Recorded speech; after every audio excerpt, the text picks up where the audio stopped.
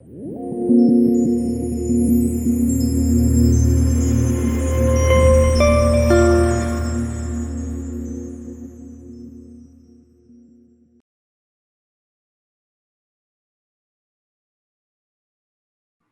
का मेरा टॉपिक है आयु संवाद। ये बेसिकली थर्ड वेव के लिए हम कैसे उससे बच सकते हैं, उसके बारे में मिनिस्ट्री ऑफ आयुष और all India institute of Ayurveda का एक इनिशिएटिव है, जो पब्लिक को अवेयर करने के लिए 5 लाख लेक्चर्स उन्होंने ऑर्गेनाइज किए हैं।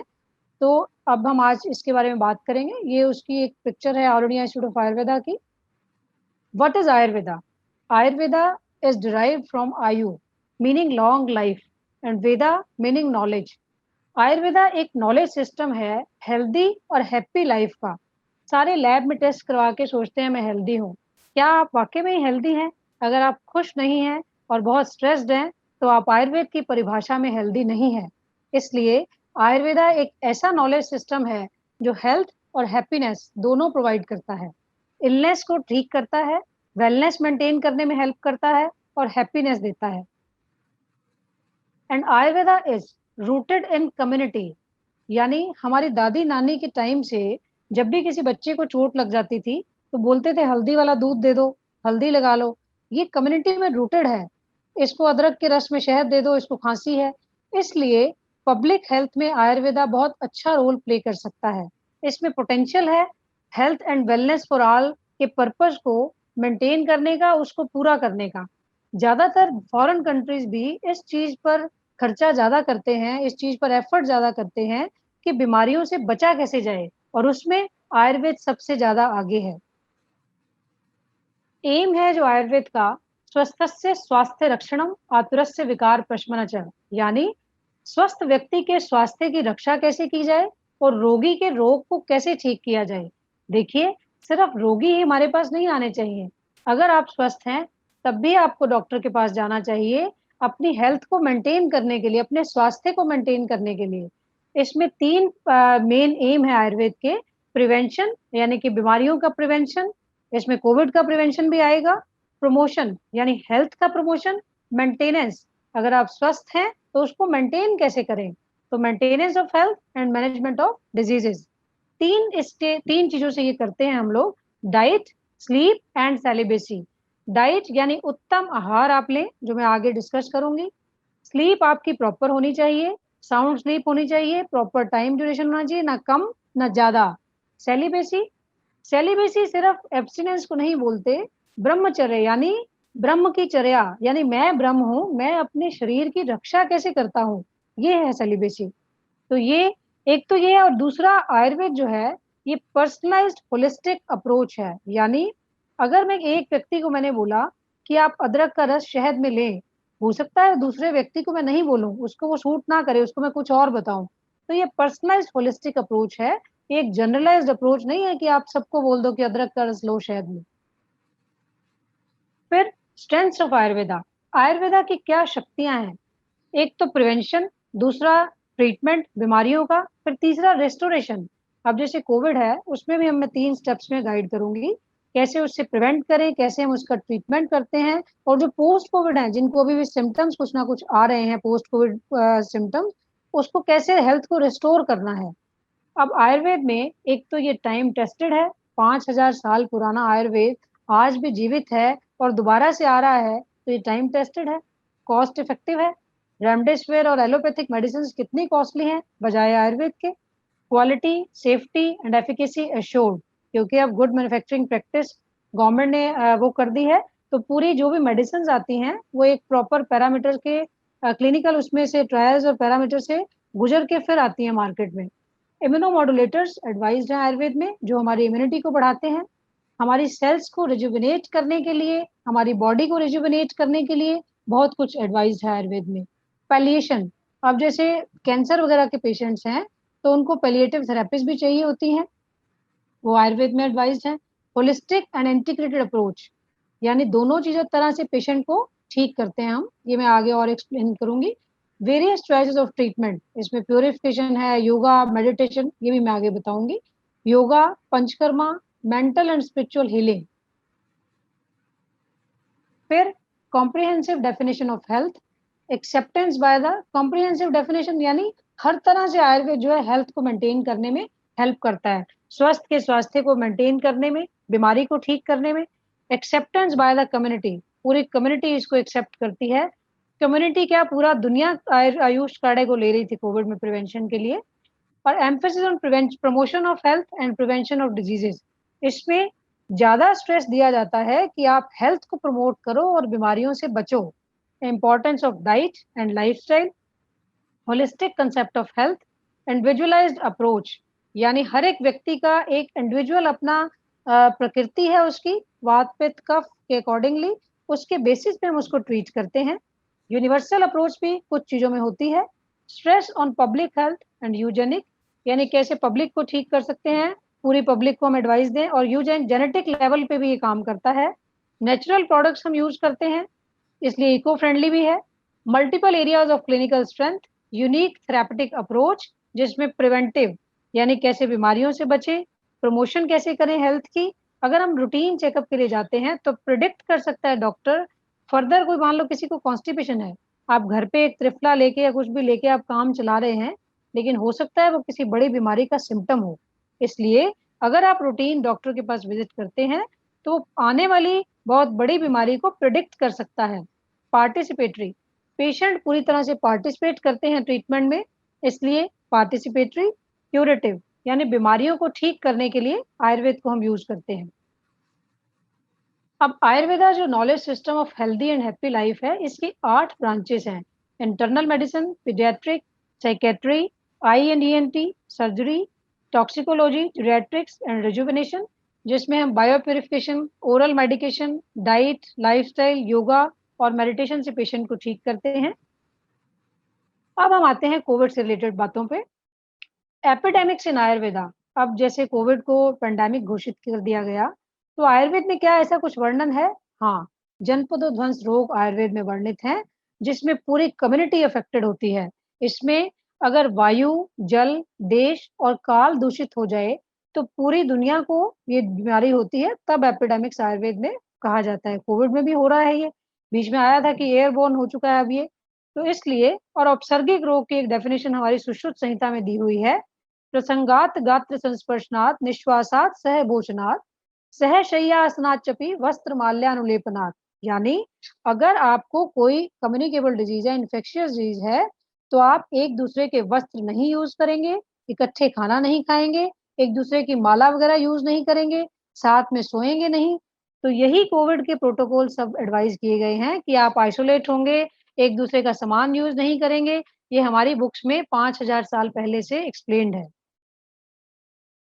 अनुक्त व्याधि सिन आयुर्वेद, विकाराणाम अकुशलो ना जीव्यात कदाचन, ना ही सर्व विकाराणाम नामतो अस्ति ध्रुवा स्थिता। हर बीमारी का नाम होना जरूरी नहीं है कि हमारी बुक्स में मेंशन हो कि कोविड भी एक बीमारी है। सिर्फ अगर हम उसके लक्षणों को भी देखें तो भी हम बीमारी को ट्रीट कर सकते हैं। अब जैसे डेंगू है, chikungunya, Zika virus, SARS COVID, ये नए डिस्कवर्ड वायरल डिजीजेज हैं और कई और वायरल डिजीज अभी आनी बाकी हैं। तो कितने नाम हम देंगे, इसलिए अगर हम वात पित्त कफ के बेसिस पे भी देखें तो हम उसके बेसिस पे भी रोगों का ट्रीटमेंट कर सकते हैं। Four fold health care management Ayurveda में बताया गया है, जिसमें एक है अच्छा वैद्य, एक अच्छी दवाई, एक अच्छा पेशेंट। अच्छा पेशेंट कौन होता है, सारे सोचेंगे, जो ओबीडिएंट हो, जो खुद को डॉक्टर ना समझे। नर्सिंग स्टाफ, जिसमें सेवा भाव हो और वो सेवा करना चाहे पेशेंट की। अगर उसके ऊपर कोई गंदगी आती है, कुछ भी है, तो उसको उससे घिन नहीं आए, वो उसको अपना जॉब समझ के तहे दिल से पेशेंट की सेवा करे। My health is my on responsibility, ये नारा सबको कोविड के पेंडेमिक में स्टार्ट करना चाहिए। सभी यही सोचें कि मेरा स्वास्थ्य मेरी जिम्मेवारी है, क्योंकि गवर्नमेंट जितने भी एफर्ट कर ले, अगर आप सब लोग सिंसियर नहीं होंगे तो हम इस पेंडेमिक से निकल नहीं पाएंगे। अब जैसे मैं देख रही हूँ, सेकेंड वेव ने इतना बुरा हाल किया, उसके बावजूद भी दोबारा से मार्केट्स में इतना रश, बिना मास्क के, बिना किसी सोशल डिस्टेंस के सब कुछ स्टार्ट हो गया है। मार्केट्स खोलना ज़रूरी है लोगों के लिए, इकोनॉमी भी नीचे जाएगी और सबको अपने घर भी चलाने हैं। लेकिन हम सबको कोविड वॉरियर बनना होगा और हम सबको ये जो चीज़ें मैं अब बताने जा रही हूँ, उनको फॉलो करना होगा। 3 चीज़ें मैं अभी बीच में बता रही हूँ। एक तो आपको मास्क डालना है, सोशल डिस्टेंस मेंटेन करना है और जब भी आप घर से बाहर जाएँ, नाक में तेल लगा के जाइए और जब आप बाहर से आएँ, तो नमक और हल्दी के पानी से गार्गल ज़रूर कीजिए। ये मैं आगे भी दोबारा भी बताऊँगी। अब corona virus are a large family of viruses that cause illness ranging from the common cold to more severe diseases, ये सबको पता है। और 2 से 14 दिन तक इसका इंक्यूबेशन पीरियड है, यानी सिम्पटम्स अपीयर होने में इतना टाइम लग सकता है। और acute onset of low to moderate grade continuous fever अक्सर बुखार से स्टार्ट होता है, जुकाम से। और कफ, डिस्निया यानी सांस लेने में दिक्कत, बुखार, बदन टूटना, सिर दर्द होना, गले में खराश, स्मेल का चले जाना, टेस्ट का चले जाना, पेट खराब होना, पेट में दर्द होना और पानी की तरह जुकाम का होना। फिर इसके साइंस, टेकिनिया यानी सांस लेने में बहुत तेज-तेज सांस होता है, डिक्रीज़्ड ऑक्सीजन सैचुरेशन, ऑक्सीजन लेवल कम हो जाता है, मल्टी ऑर्गन इन्वॉल्वमेंट। अब हम आते हैं इसके मैनेजमेंट प्रिंसिपल्स पे। अगर कोरोना वायरस को हमें प्रिवेंट करना है कि हमारी सेल्स में एंटर ना करे, तो हमें आयुर्वेदा प्रोफाइलेक्टिक मेजर्स को फॉलो करना चाहिए। और अगर किसी को कोविड हो गया है, तो स्टॉपिंग इट्स रेप्लिकेशन, उसको और ग्रो ना करे, इसके लिए सिम्प्टोमेटिक आयुर्वेदिक मैनेजमेंट है। फिर अगर किसी को उसके बाद जो वीकनेस हो रही है लोगों को, किसी को हार्ट के इश्यूज़ हो रहे हैं, किसी को बीपी, किसी को शुगर बढ़ रहा है, इन सबको प्रिवेंट करने के लिए रिस्टोरेशन थ्रू रसायना आयुर्वेद में मेंशन किया गया है। ये प्रोफाइलेक्टिक मेजर्स हैं।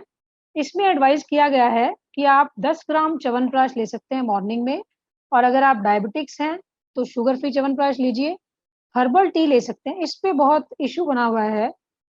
लोग 25-25 गरम मसाले डाल के आयुष काढ़ा खुद बनाते हैं, फिर वो गर्मी हो जाती है, तो फिर प्रॉब्लम होती है कि आयुष काढ़े से ऐसा नहीं है। मैं आपको एक सिंपल सा प्रोसीजर बता रही हूँ, जो आप इसको घर पे बना सकते हैं। जैसे आप इसमें 2-3 काली मिर्च डालिए, 3-4 तुलसी के पत्ते, थोड़ी-सी दालचीनी, थोड़ी-सी सौंठ और 1 मुनक्का, बस 1 कप पानी में इसको बॉयल कीजिए। थोड़ा-सा 5 मिनट बॉयल करने के बाद इसको ढक के रख दीजिए। फिर आप इसको छान के पी सकते हैं। आप इसमें गुड़ डाल सकते हैं या आप इसमें अगर लेमन टी पीना चाहें तो लेमन का जूस डाल सकते हैं अपने टेस्ट के अकॉर्डिंगली। और हल्दी वाला दूध एडवाइस किया गया है। आधा चम्मच हल्दी 150 एमएल दूध में आप दिन में 1 बार ले सकते हैं। और गर्म पानी पीने के लिए जो एडवाइस किया है, इसमें आप गर्म पानी को नॉर्मल टेम्परेचर पे करके वो भी ले सकते हैं। अगर इसको कोविड हो गया तब वो गर्म पानी लें, क्योंकि गर्मी बहुत है आजकल। डेली प्रैक्टिस करें योगासन, प्राणायाम और meditation at least for 30 minutes. और जो स्पाइसेस हैं, जैसे हल्दी, जीरा और धनिया और लहसुन, ये आप अपनी कुकिंग में यूज़ करें। और योगा प्रैक्टिसेस जो एडवाइस की गई हैं, सूक्ष्म व्यायाम कर सकते हैं आप। सिटिंग पोस्चर्स में कुछ एक्सरसाइजेस, कुछ सीधे लेट के, कुछ उल्टे लेट के, फिर कुछ रिलैक्सिंग प्रोसीजर्स जैसे शवासन, मकर आसन वगैरह, प्राणायाम और मेडिटेशन। ये इम्यून बूस्टिंग मेजर्स बताए गए हैं सेल्फ केयर के लिए, जिसमें नस्या सबसे पहले एडवाइस किया गया है।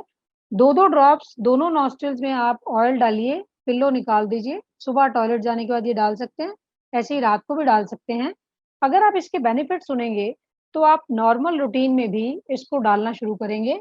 इससे बाल झड़ने बंद हो जाते हैं, फेस का ग्लो इम्प्रूव होता है, आइज़ के लिए बहुत अच्छा है, मेमोरी के लिए बहुत अच्छा है, इसलिए इसको आप कीजिए।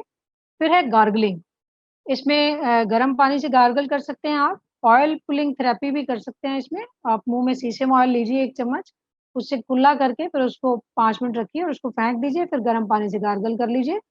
स्टीम इन्हेलेशन, किसी को अगर सिम्पटम्स लग रहे हैं तो ले सकते हैं, अदरवाइज़ वैसे आपको सूट करती है तो लीजिए, क्योंकि आजकल गर्मी बहुत है, उसके बाद एसी में एकदम मत बैठना। योगा कीजिए, गोल्डन मिल्क, आयुष काढ़ा, ये मैं सबको बता चुकी हूँ। गर्म पानी का फिर वही बात बोल रही हूँ, किसी को अगर खाँसी-जुकाम हो या कोई सिम्पटम लग रहा है तो लीजिए, अदरवाइज़ उबाल के पानी उसको नॉर्मल टेम्परेचर पे रख के आप वो भी पी सकते हैं। ये स्पाइसेस मैं बता चुकी हूँ, ये मैं ऐसे ही नहीं बोल रही, बहुत सारा साइंटिफिक डाटा है जिसके बेस पे यही 4 स्पाइसेस बताए गए हैं, जो आप अपनी कुकिंग में थोड़ा-सा ज़्यादा यूज़ कर सकते हैं। च्यवनप्राश इम्यूनिटी बढ़ाता है, आंवला इसका मेन इंग्रीडिएंट है, जो अपने आप में ही एक रसायन है।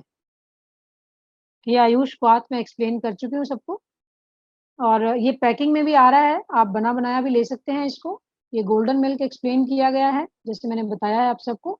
ये नस्से ये एक बायोमास का काम करता है। जब भी आप घर से बाहर जा रहे हैं, उँगली से नाक में तेल लगा के भी जा सकते हैं। अनु तेल लगा सकते हैं, तिल तेल लगा सकते हैं, कोकोनट ऑयल लगा सकते हैं। और जब आप घर पर आएँ, तो नमक और हल्दी वाले पानी से गार्गल्स करें, फिर उसके बाद कुछ और काम करें।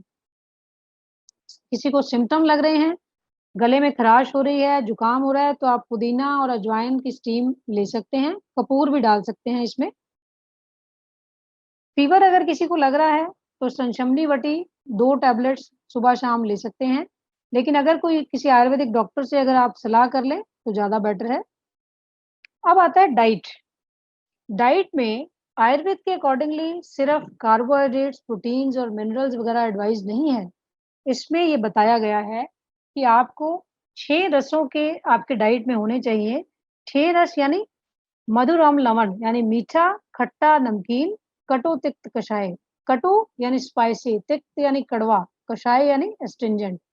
अब बताइए मुझे, क्या आपकी थाली में ये 6 के 6 टेस्ट होते हैं? मुझे नहीं लगता किसी की प्लेट में कड़वा कोई टेस्ट होता होगा। बच्चे अगर मना करते हैं कि हमने करेले नहीं खाने, तो पेरेंट्स उनको आलू या पनीर दे देते हैं, व्हिच इज़ वेरी बैड। इसीलिए आजकल बच्चों को भी डायबिटीज़ होने लग गई है और सारी प्रॉब्लम्स जो बड़ों को होती हैं, वो बच्चों को भी होने लग गई हैं। एक तो स्कूल्स बंद हैं और वैसे ही फिज़िकल एक्टिविटीज़ नहीं है और एक ये गलत डाइट। तो इसलिए आपकी जो थाली है, ये जो सामने दिखाई गई है प्लेट, उसमें 6 रस होने चाहिए। मीठा मीठा देखिए, अगर आपको शुगर हो जाती है, आपका मीठा बिल्कुल बंद हो जाता है, फिर सिर्फ़ कड़वे पे आ जाते हो।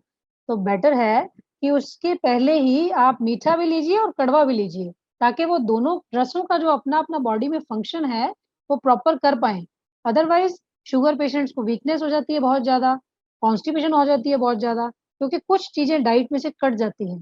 तो वो ना कटें, इसलिए 6 के 6 रस अपने बच्चों को भी बचपन से ये डाइट खिलानी शुरू कीजिए, उनको आदत डालिए। लेकिन वो तो तभी खाएँगे जब आप उनके सामने खाएँगे और आप बनाएँगे। तो इसलिए प्रॉपर डाइट के लिए आप किसी भी आयुर्वेदिक डॉक्टर से नॉलेज ले सकते हैं। अब आता है व्हेन वी ईट, कब खाएँ हम? हमें 2 बजे से पहले लंच कर लेना चाहिए, हेवीएस्ट मील जो होता है, क्योंकि उस टाइम पित्त का टाइम होता है आयुर्वेद के अकॉर्डिंगली। और शाम के 6 बजे से पहले जो भी आपने डिनर का लेना है, वो आप ले लीजिए, तो आपका वेट भी नहीं बढ़ेगा, शुगर जैसी प्रॉब्लम्स भी कम होंगी या नहीं होंगी और कोलेस्ट्रॉल वगैरह। ये सब प्रॉब्लम्स का कारण ये भी बहुत ज़्यादा है कि लोग 12-12 बजे तक डिनर करते हैं, उसके बाद एकदम सो जाते हैं, सुबह 10 बजे उठते हैं। बॉडी का भी एक बायोलॉजिकल साइकिल है, उसको खराब करते ही हार्मोन्स खराब होते हैं और फिर प्रॉब्लम्स होती हैं पीसीओडी जैसी, ओबेसिटी, डायबिटीज़। तो इसलिए अपने लाइफ़स्टाइल को ठीक रखिए। नेक्स्ट आता है कितना खाएँ, हाउ मच। अब ये कितना खाएँ जो है, ये आपकी भूख को डिसाइड करना चाहिए, जितनी आपको भूख है।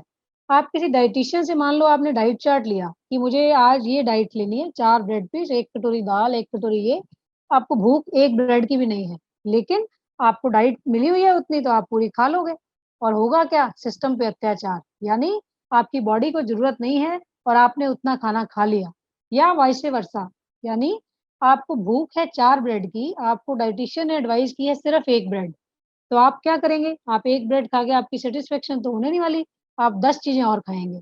तो इसलिए ये जो डाइट है, हाउ मच जो पार्ट है, ये आप डिसाइड करेंगे। इसमें एक थंब रूल मैं बता देती हूँ आपको कि आपकी डाइट का सॉलिड पार्ट जो है फूड का 50% होना चाहिए, लिक्विड पार्ट 25% होना चाहिए और 25% आपका पेट खाली रहना चाहिए डाइजेशन के लिए।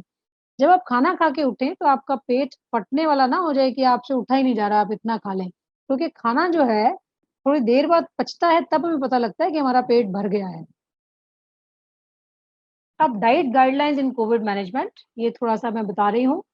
अगर किसी को कोविड हुआ है, तो आप जैसे लगता है भूख नहीं लग रही मुझे, डाइजेस्ट नहीं हो रहा, टेस्ट चला गया है, तो आप अदरक के टुकड़े पे नमक लगा के, सेंधा नमक लगा के उसको चूस सकते हैं खाना खाने से पहले। ये आपकी भूख को बढ़ाएगा।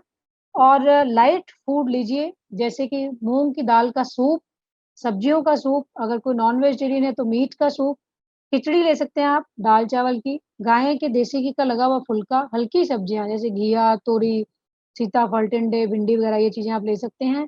जीरा, काली मिर्च, लहसुन, धनिया, अदरक, अजवाइन, ये मसाले आप कुकिंग में यूज़ कीजिए।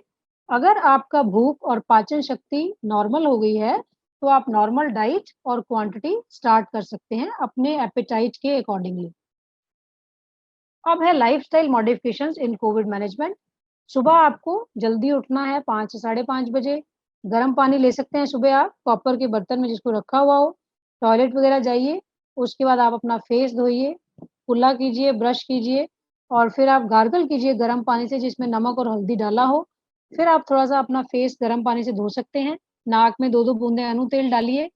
सिर पे एक या एक आधी बार तेल लगा सकते हैं, कानों पे भी और पैरों पे भी या होल बॉडी पे भी। हमने एक चीज़ स्टडी की थी, अगर किसी पेशेंट में ऑक्सीजन बहुत कम थी, ईश्वर ना करे दोबारा सबको ये किसी को भी ये प्रॉब्लम हो, लेकिन अगर किसी को ये दिक्कत होती है तो हमने देखा था कि जिन पेशेंट्स की ऑक्सीजन बहुत कम हुई थी, उनको अगर तेल लगाया गया चेस्ट पे आगे-पीछे, मैंने खुद एक पेशेंट के साथ किया था, अच्छे से मसाज की हमने, तो वो बहुत उनको ब्रीथिंग में भी हेल्प मिली और ऑक्सीजन को इम्प्रूव करने में भी हमें काफ़ी हेल्प मिली। और लाइट फिजिकल एक्सरसाइज़ेज़ कीजिए। Longevity a way of life, my health my responsibility, ये सबका नारा होना चाहिए। अपना डाइट और न्यूट्रिशन ठीक कीजिए, एक्सरसाइज का रूटीन बनाइए। आप ये क्यों सोचते हैं मैं ये कोविड के लिए कर रहा हूँ? ये तो वैसे ही ये रूटीन बहुत अच्छा है जो मैं बता रही हूँ, आप और हेल्दी होंगे इससे। तो इसलिए प्रॉपर डाइट लीजिए जो न्यूट्रिशियस हो, जंक फूड्स नहीं। एक्सरसाइज कीजिए, मसाज करवाइए, उससे ब्लड सर्कुलेशन इम्प्रूव होता है, रिजुविनेशन होता है। योगा कीजिए, मेडिटेशन कीजिए, वर्क लाइफ बैलेंस को मेंटेन कीजिए और एक हैप्पी स्टेट ऑफ माइंड अपना रखिए आप ताकि खुश रहें आप। खाली सोशल स्माइल के लिए नहीं, अंदरूनी। एडिक्वेट रेस्ट यानी स्लीप प्रॉपर हो। सीज़नल पंचकर्मा आप करवा सकते हैं, जिसमें हम वसंत ऋतु में वमन करवाते हैं, वॉमिटिंग होती है, इंड्यूस्ड वॉमिटिंग। अस्थमा वगैरह के पेशेंट्स के लिए काफ़ी अच्छे रिजल्ट्स हैं। जिनको स्किन प्रॉब्लम्स हैं, उनको इंड्यूस्ड परगेशन यानी लूज़ मोशंस लगवाते हैं, ये शरद ऋतु में हम करवाते हैं। ऐसे ही रिजुविनेटिंग हर्ब्स ले सकते हैं आप, अपने आप को रिजुविनेट करने के लिए। ये कुछ क्वेश्चंस हैं जो अक्सर लोग पूछते हैं कि क्या ये जो ट्रेडिशनल मेडिसिन्स हैं कोविड-19 को क्योर करती हैं? हाँ, बिल्कुल करती हैं। मैंने खुद कोविड के पेशेंट्स ठीक किए हैं। आप मेरे गूगल के पेज के रिव्यूज़ देख सकते हैं। आयुर्वेदिक क्लिनिक डॉक्टर रीना अरोड़ा के नाम से मेरा पेज है। और जो कई गवर्नमेंट के हॉस्पिटल्स हैं जैसे all India institute of Ayurveda है, तिबिया कॉलेज है, खेड़ा डाबर है, ये कोविड सेंटर बने हुए हैं, ये गवर्नमेंट के कॉलेज हैं। इसलिए कोविड से प्रॉपर पेशेंट्स ठीक हो रहे हैं यहाँ पर। और ये किसने प्रोटोकॉल बनाया? ये बहुत सारे रिसर्च इंस्टीट्यूट्स ने मिलके ये प्रोटोकॉल बनाया, जो मैं आपके सामने एक्सप्लेन भी कर रही हूँ।